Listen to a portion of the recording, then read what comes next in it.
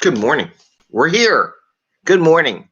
It is 6:23, and this is our 442nd episode of the 5 a.m. Mester Scrum Show. No, it's 6:23. I said 43? It's 23. See, I'm not even awake yet. It's terrible. I should be up and awake and bouncing off the walls by now. But no, sometimes it just doesn't happen. Anyway, I hope you're all doing well. It is Wednesday. It's the middle of the week. Yay! We're halfway there. I am Greg Mester, Scrum Master and Agile Coach, and here we talk about Agile and Scrum in a practical and tactical way, bringing value to the customer, getting you home to your family, and having fun with family and friends, and have fun at work. So today I'm going to talk about two little topics. One about a virtual interview process, talk about interviewing, some questions you should ask while you're in their interview during this virtual time. And then the other one I want to talk about is Agile versus Waterfall, A versus W, Agile versus Waterfall. A lot of people get, it's Waterfall, and I want to talk about that a little bit. And the attitude and what the real mission is behind what we do. So first off, talk about fun stuff, interviews. So yesterday, did a little interview thing with business analysts and talked about how business analysts, when you're doing the interview, don't necessarily come up with the answer right away. Ask a lot of questions. Go through your process of how you gather the information to build your response or build your answer, because that is what a business analyst does. It's not what you know and hear. It's how you ask those questions as a business analyst. And I was doing that, and I forgot there was a second part I wanted to ask, so I'm doing that today. So today, and this applies to anybody, it doesn't matter whether you're a business analyst or a project manager or a Scrum Master or practically or an Agile coach or anybody. So the question that I have, so when you're in this interview, and we're in a virtual time, right? So ask the company, how do they communicate virtually? Like I said, it works for anybody. It works for a project manager, Scrum Master, Agile coach, BA, developer, anybody. Like, what do you do? Like, for example, do you do video? Do you promote video? Do you have that capability with your organization to communicate? Do you use Slack, or do you use Mattermost? Do you use some kind of chat mechanism from which the teams talk? Do you use, and the reason why it's good, it shows an interest in how the company works and operates. Everybody asks a question, but that's something that every company does a little bit different. Do they do it? I mean, maybe you don't want to join a company who doesn't do it, or if you're an Agile coach like me, I've had to implement communication systems throughout entire organizations because they didn't have any, right?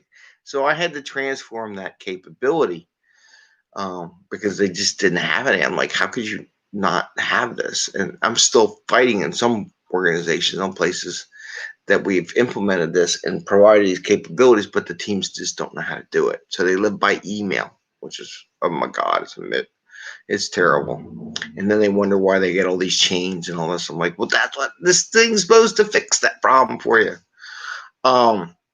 So it's a good thing. And how's your organization set up? Is it just centrally based here? Is it scattered across the world? Do you have times? There are certain times you meet as a group. What do you do? What's your makeup? What time do they all come in? Like I was listening to something the other day. There was a developer. I don't know if she was from Google. Yeah, it was an intern, and she was still here on the East Coast, but her team was based in the West Coast, right? Or whatever their team was based in the West Coast. So because she was here because of COVID, she wouldn't wake up until 11 o'clock in the a.m. in the afternoon.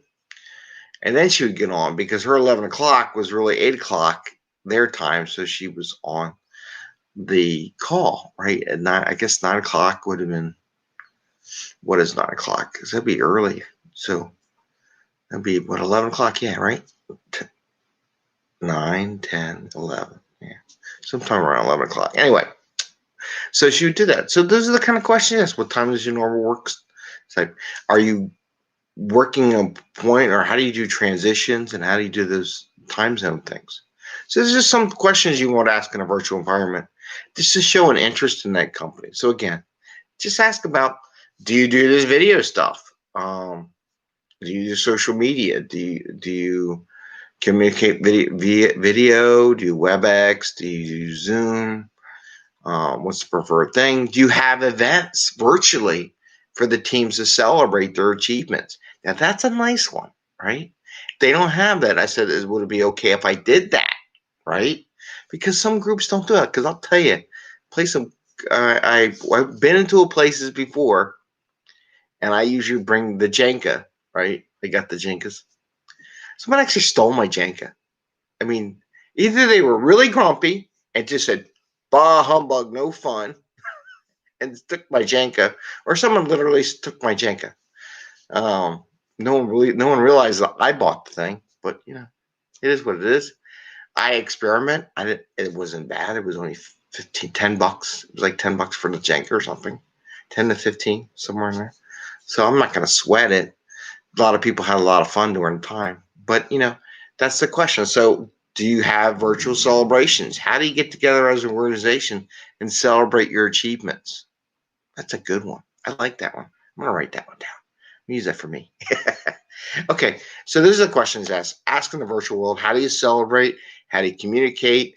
Do you use video all the time? Do you not use video because people get worried about video? Do you have the video capability? Is it just verbal all the time? You know, do you use PowerPoint? Do you use SharePoint? Whatever you use, do you use Slack? And how do they all communicate in general, besides email? Their only answer is email. You know, you got a lot of work ahead of you if you go work for that company. Okay? So that's what I want to talk about, the virtual interview. Make it so you have an interest in their company, how they operate, integrate. And it's really important from a project management, Scrum Master, Agile coach, BA, developer. You know, how do you do that? So that I wanted to share. Now, the other thing I wanted to talk about is Agile versus Waterfall. And I see so much out there where people really get stuck on whether it's Agile or Waterfall, and they get very, very, what do you want to say, uptight or adamant and very aggressive, very passionate about stuff. Either they don't want to do Agile or they don't want to do Waterfall, and either one shall mix in between, right? But the real mindset for a Scrum Master, for an Agile coach, is what can the team do to be productive?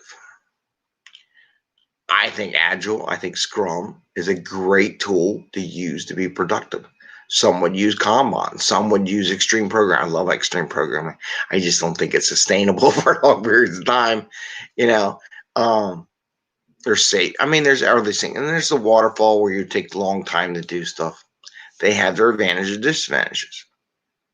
There are ways to use it and way to mix the two to get the best out of the team. It depends on what the team wants to do, right? If everybody on the team says, let's do it, okay, you help them set up the best foot forward to achieve their goal. They may not be successful. That's okay. It's something they wanted to try. The beauty of Agile and Scrum, we do 2-week intervals. So it doesn't take long to gather the data whether or not something's going to be successful or not and be achievable. Sometimes the teams want to go down a path and you can't stop them. I'm just telling you now. And your job is just to help them as much as you humanly can, right? Don't stress out. If they choose that realm and the way they want to go, there's really nothing you can do to fix it, right?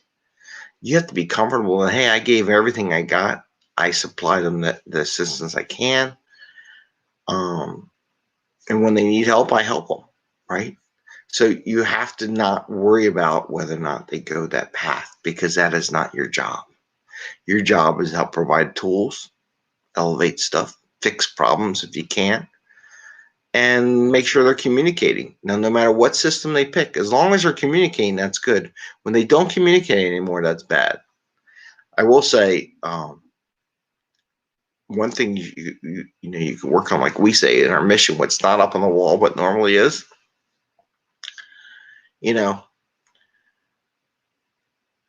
not our mission is to get you home to family and friends, right? Not working over 60, 80 hours a week.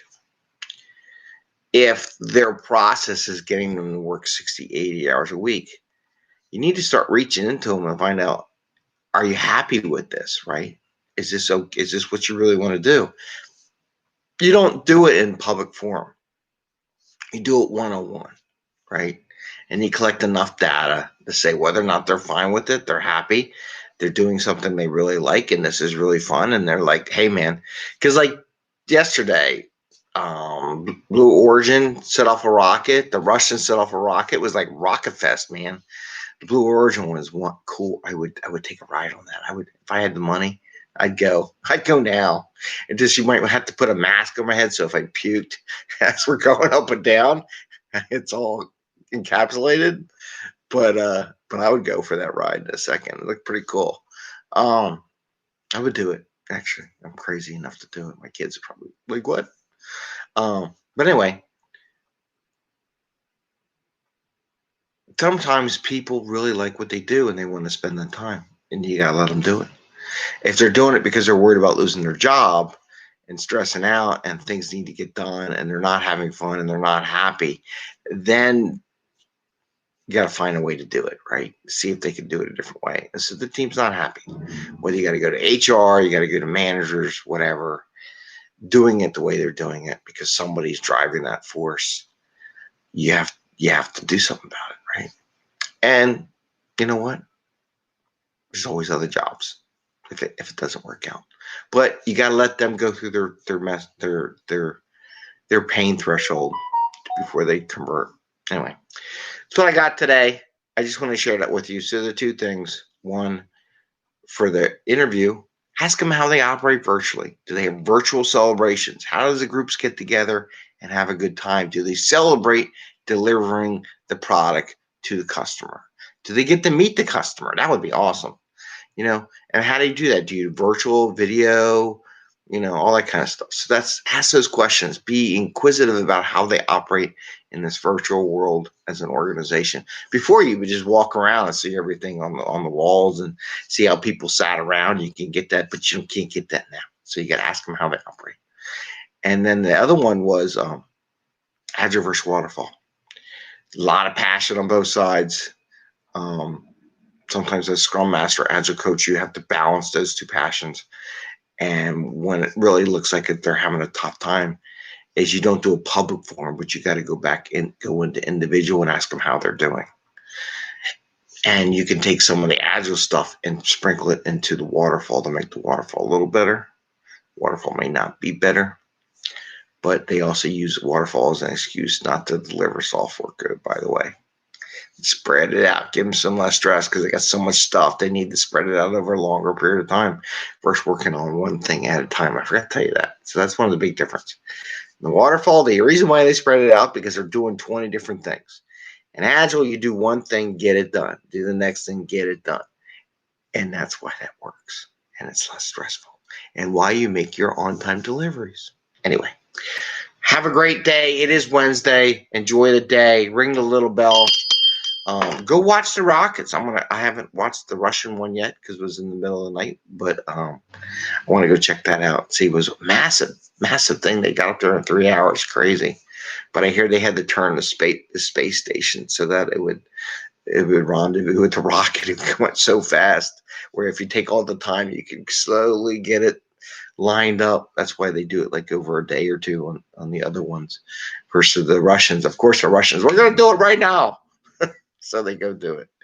Anyway, so have a great day. Enjoy your day. Happy scrumming. And, have some fun.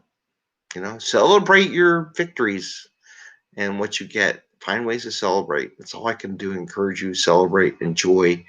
You did a good job. And it's funner that way. All right. See ya. Bye. Take care.